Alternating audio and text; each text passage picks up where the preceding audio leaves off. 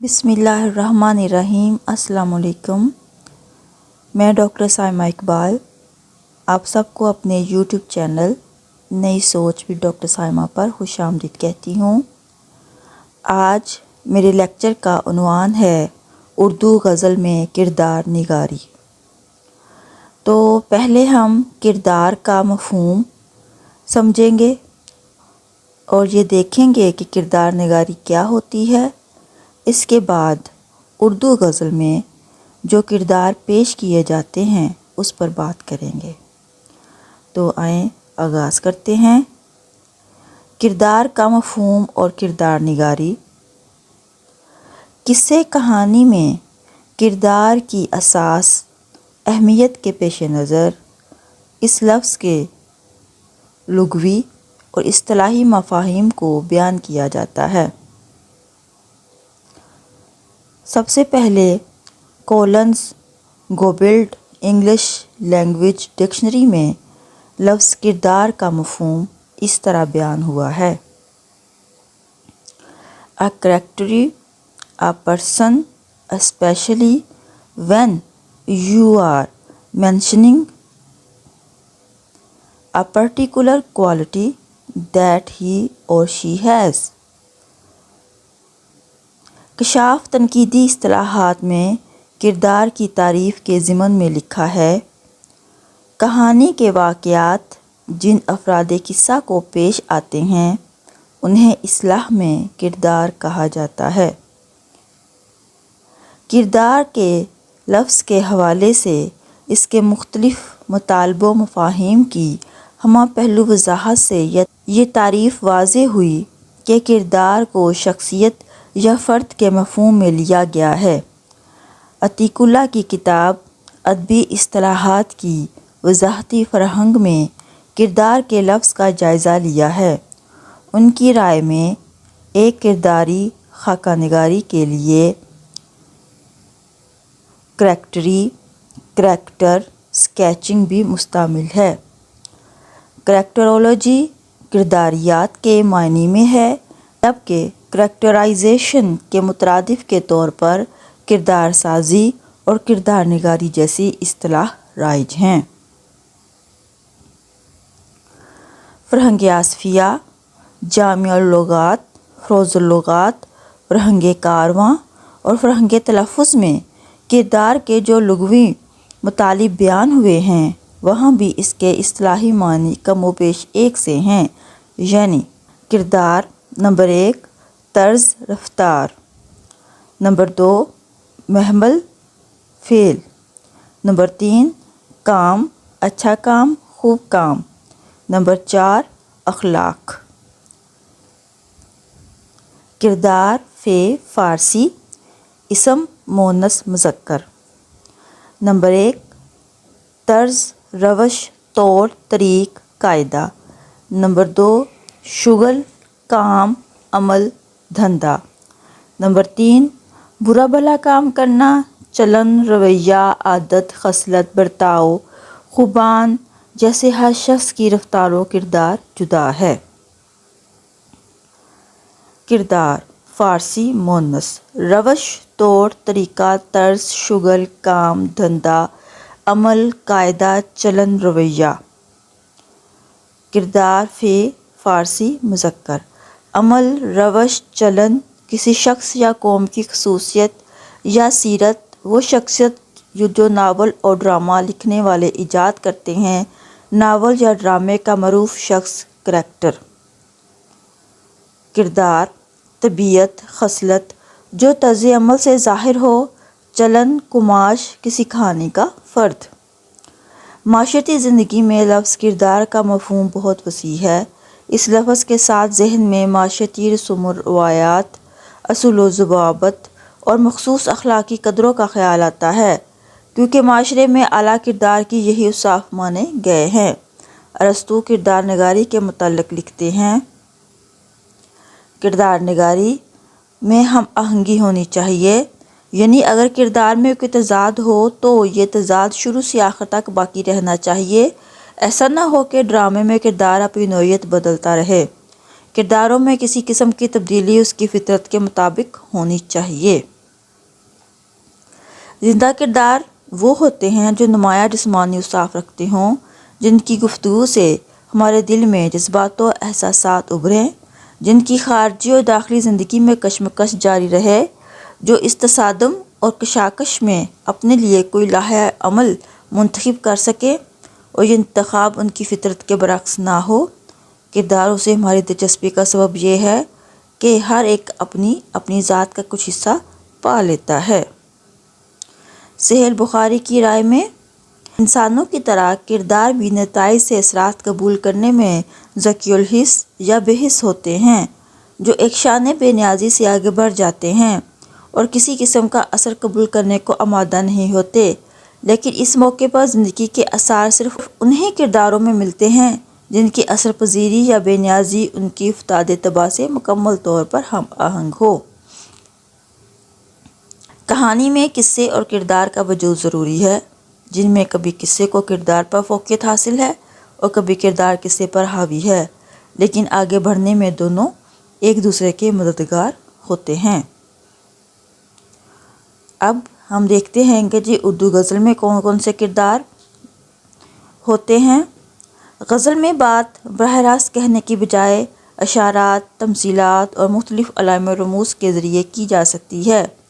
یہاں لیلی مجنوں، دار و منصور، طور و کلیم، بلبل و گل، شمع و پروانہ، مرغ و قفس، برق و شرر، شاخ و آشیاں، جام و صیاد، دام و صیاد، دیوانہ صحرا، منزل و کارواں محض لفظی ترکیبیں نہیں ہیں بلکہ شعری روایت کے مخصوص علائم و رموز ہیں۔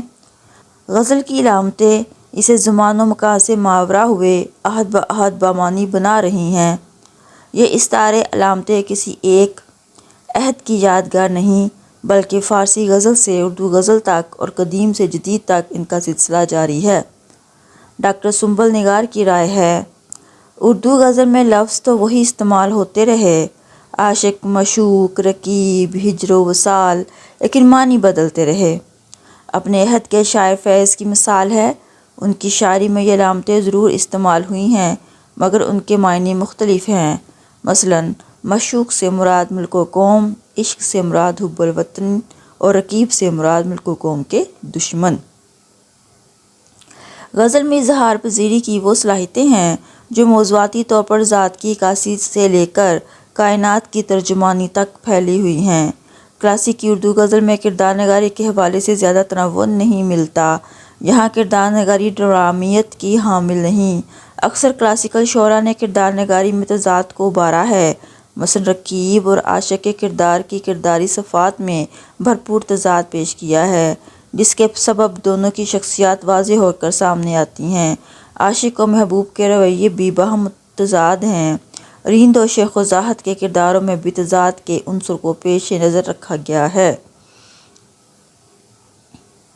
شاعری میں کردار نگاری کی ایک خاص تکنیکی حربہ ہے۔ شاعر جو گفتگو براہ راست نہیں کر سکتا وہ بات کرداروں کی زبانی کہلوا سکتا ہے۔ گو کہ شاعری میں اور بالخصوص غزل میں کردار نگاری ڈرامہ اور فکشن سے یکسر مختلف ہے، لیکن اس کی اہمیت سے انکار نہیں کہ یہ تخلیق کو یقیناً مؤثر بناتی ہے۔ یہاں تک کردار نگاری میں مختلف فنی البعد ڈائمینشنز کا تعلق ہے، غزل میں کردار نگاری میں فنی ابعاد بہت کم ملتے ہیں۔ تاہم کہیں غزل کا واحد متکلم عاشق کا کردار خود کلامی کرتا ہے یا کوئی ایک کردار دوسرے کردار سے مکالمہ کرتا ہے، یعنی عاشق محبوب سے یا محبوب عاشق سے، عاشق رقیب سے یا رقیب محبوب سے، یا پھر عاشق ناصح سے یا واعظ سے مخاطب ہوتا ہے۔ غزل میں مرکزی کردار شاعر کا اپنا کردار ہے، جو ایک بڑے تناور درخت کی طرح مرکزی سطح پر ہر زمانے میں، عہد اور دور میں برقرار رہا ہے۔ جس طرح ایک درخت کے تنے سے بہت ساری شاخیں جگہ جگہ سے نکلتی رہتی ہیں، اس طرح موقع مناسبت کے حوالے سے غزل میں لکھنے والے مرکزی کردار کے ساتھ ساتھ بہت سارے دوسرے کردار بھی پیدا ہوتے رہتے ہیں۔ شاعر کے داخلی احساسات اور باطنی مشاہدات کی ترجمانی کا فریضہ انجام دیتے رہتے ہیں۔ ان کرداروں کو گرامر کے حوالے سے یوں بھی لکھا جا سکتا ہے کہ دنیا بھر کی زبانوں میں بیان اور مکالمے کا سارا عمل 3 ضمیروں سے مکمل ہوتا ہے، میں، تم اور وہ۔ گفتگو کا سارا عمل کہنے والے سے شروع ہوتا ہے، سننے والے پر مکمل ہوتا ہے، جن کے بارے میں اپنی معنویت کی نشاندہی کرتا ہے۔ غزل کے متنوع موضوعات کے سبب اس میں کئی کردار آ جاتے ہیں۔ حسن و عشق اور مسائل تصوف کلاسیکل غزل کے بڑے موضوعات ہیں، اور غزل کا واحد متکلم ان موضوعات میں رہ کر عاشق حقیقی یا عاشق مجازی کی شکل میں ہمارے سامنے آتا ہے۔ اس عاشق کا ایک محبوب ضرور ہوتا ہے جس کی محبت میں ہر لمحہ سرشار رہتا ہے۔ یوں غزل میں ان 2 بنیادی کرداروں کے سبب دیگر کئی کردار غزل میں چلے آتے ہیں۔ غزل میں ادبی طور پر سب سے بڑے کردار میں اور تم ہیں، لیکن جب بنظر غائب پوری غزل کا مطالعہ کیا جائے تو سب سے بڑا عددی ذخیرہ وہ کے حوالے سے سامنے آتا ہے۔ یہ کردار کہنے اور سننے والے کے ساتھ ساتھ گفتگو میں ہمیشہ موجود رہا ہے۔ اس پر اسرار اور دل آویز کرداروں نے متعدد ذیلی کرداروں کا ایک جہان بن دیا ہے۔ درج ذیل کے ذریعے سرسری طور پر ان کرداروں کی نشاندہی کی گئی ہے۔ الف بنیادی کردار، جن میں نمبر 1 شاعر میں ہم کی ضمیروں کے حوالے سے، نمبر 2 محبوب وہ تم اور تو کے حوالے سے، ب برگزیدہ ہستیاں شخصیات، جس میں سب سے پہلے اللہ تعالیٰ یا محبوب حقیقی، نمبر 2 رسول اکرم صلی اللہ علیہ وآلہ وسلم، انبیاء کرام حضرت عیسیٰ، حضرت موسیٰ، حضرت یوسف، حضرت ابراہیم، حضرت یعقوب، حضرت ایوب، حضرت سلیمان اور دیگر پیغمبران، صحابہ کرام، خلفائے راشدین، فرشتے خصوصاً جبرائیل، روح القدس، عزرائیل، ملک الموت، فرشتہ اجل، رضوان، کروبیان، منکر نکیر وغیرہ وغیرہ۔ اس حوالے سے ایک شعر ہے: حوراں بہشتی، مریم زلیخی، خضر لقمان، ہاتف غیبی۔ جیم اساطیری مافوق الفطرت کردار، جن میں پری، آسیب، سروش وغیرہ۔ دال غزل کے ضمنی کردار، یعنی کہ چھوٹے چھوٹے کردار، جس میں دوست، ندیم، رازداں، رقیب، باغبان، صیاد، مجنوں، قیس، فرہاد، لیلی، امام، برہمن، ہرمن، ساقی، پیر مغاں، گدا، درویش، قلندر، میر کارواں، راہبر و مجاہد، ناخدا، رہنما، رہبر، زاہد، شیخ، عابد، چارہ گر، واعظ۔ ادبی شخصیات کا اردو غزل میں بیان، مثلاً شیخ سعدی، مولانا روم، میر غالب اقبال جیسے اہم شعراء۔ کربلائی کردار، جیسے حسین ابن علی، زینب، سجاد، شہید۔ مسیحی حوالے سے کردار، عیسیٰ مسیح، مریم۔ ہندوستانی مذاہب کے حوالے سے کردار، کرشن، ستیا، رواں، گوتم وغیرہ۔ دور حاضر تک یہ لفظ اپنی ذات کے لیے بہت کم استعمال ہوا ہے۔ یاد اس کی اتنی خوب نہیں میر باز آ، ناداں پھر وہ جی سے بھلایا نہ جائے گا۔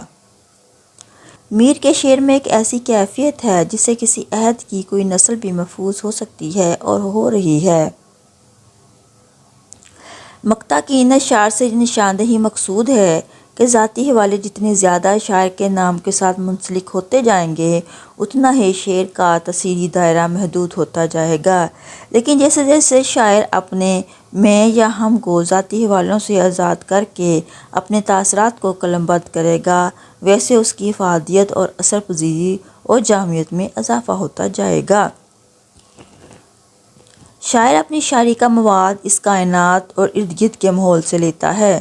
یہاں بے شمار انسان موجود ہیں، کسی بھی انسان کو وہ شاعری کا موضوع بنا سکتا ہے، اسے ایک کردار کے طور پر اپنی شاعری میں پیش کر سکتا ہے۔ یہ کردار کہیں خاموش رہتے ہیں اور کہیں باتیں کرتے نظر آتے ہیں، کہیں براہ راست مخاطب کرتے ہیں اور کہیں بالواسطہ۔ ٹی ایس ایلیٹ اپنے مضمون 3 وائسز آف پوئٹری میں شاعری کو 3 زمروں میں تقسیم کرتے ہیں۔ پہلی قسم شاعر کی خود کلامی ہے، دوسری وہ جب شاعر قائرین سے سامعین سے مخاطب ہوتا ہے۔ تیسری قسم میں شاعر خود سے باتیں کرتا ہے، نہ قائرین سے بلکہ مختلف خیالی کردار متعارف کرواتا ہے۔ شاعر اپنی شخصیت کو کسی دوسری شخصیت میں بھی مدغم کر دیتے ہیں۔ ارسطو کی پوئٹکس میں اسے تجسیم کے عمل کا نام دیا گیا ہے۔ غزل کے متنوع موضوعات کے سبب اس میں کئی کردار آ جاتے ہیں۔ حسن و عشق اور مسائل تصوف کلاسیکی غزل کے بڑے موضوعات ہیں، اور غزل کا واحد متکلم ان موضوعات میں رہ کر عاشق حقیقی یا عاشق مجازی کی شکل میں ہمارے سامنے آتا ہے۔ اس عاشق کا ایک محبوب ضرور ہوتا ہے، جس کی محبت میں وہ لمحہ سرشار ہوتا ہے۔ یوں غزل میں ان دو بنیادی کرداروں کے سبب دیگر کئی کردار شامل ہو جاتے ہیں۔ اردو غزل میں کرداروں کا عہد بعہد انسانی اقدار کی اچھی بری صلاحیتوں، کرداری خصوصیات اور ذاتی اوصاف کے حوالے سے مسلسل بدل اور پھیل رہا ہے۔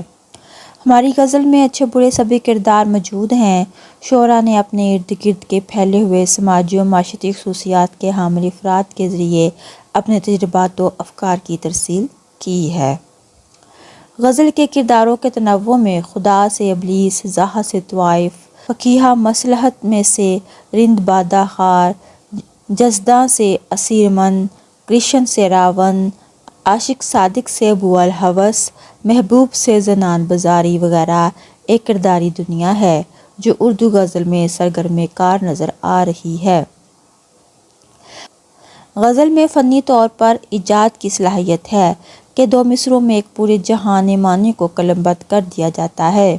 اس صنف کو کسی خاص موضوع کے ساتھ وابستہ نہیں کیا گیا، بلکہ پورے جہان معنی کو قلم بند کر دیا جاتا ہے۔ اس صنف کو کسی خاص موضوع کے ساتھ وابستہ نہیں کیا گیا، بلکہ اپنے داخلی نظام فکر کے حوالے سے ہر موضوع غزل کا موضوع بن سکتا ہے۔ لہٰذا دنیا بھر میں پھیلے ہوئے موضوعات کی طرح غزل کے کردار بھی بے شمار ہیں۔ کچھ مثالوں کے ذریعے ہم کردار کی وضاحت کرتے ہیں۔